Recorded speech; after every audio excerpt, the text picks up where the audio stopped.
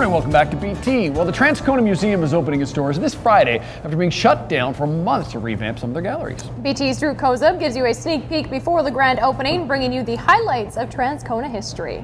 We're giving you a sneak peek of the brand new exhibit change over here at the Transcona Museum. Some really exciting work has happened over the last month. To tell us a little bit more about it, we have Erin McIntyre, the curator here at the museum. So good morning. Thanks so much for coming. We're so excited to be here. I'm really excited about this particular part because this is the really sort of interactive thing. So paint the scene for us, because you put out the call to people living in Transcona to get their history about what was going on with them in their lives, right? Yeah, we felt it was really important to include as many voices as possible in this exhibit. The idea behind this exhibit is to do something more personal, to celebrate the lives and stories and loves and letters of everyday Transconians.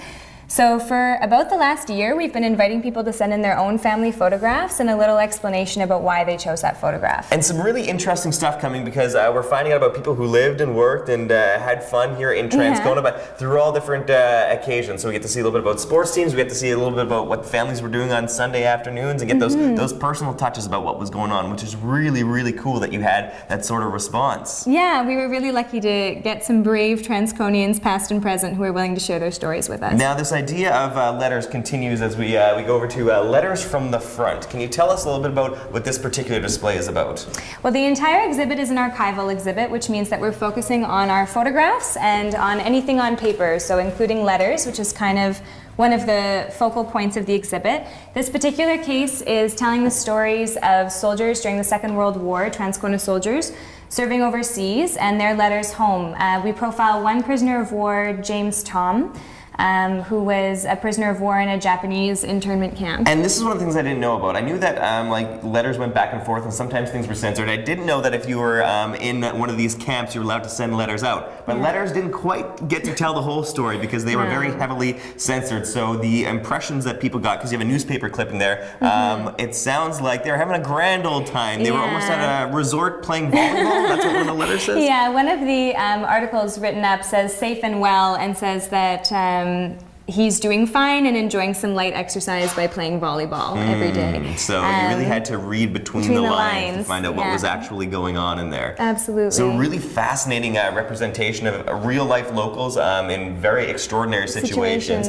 And another great thing is here, as we're looking through the history and the things that you guys have collected, you've actually made out one of these little cards. So tell us what this is for, because this is our chance to bring some of the history home, right? Yeah, so another big part of our exhibit, beyond trying to include multiple voices and multiple stories, was also trying to respond to the overwhelming research requests that we get every year. We spend hundreds of hours devoted to providing academics and community members with information that they want and copies of photographs that they want.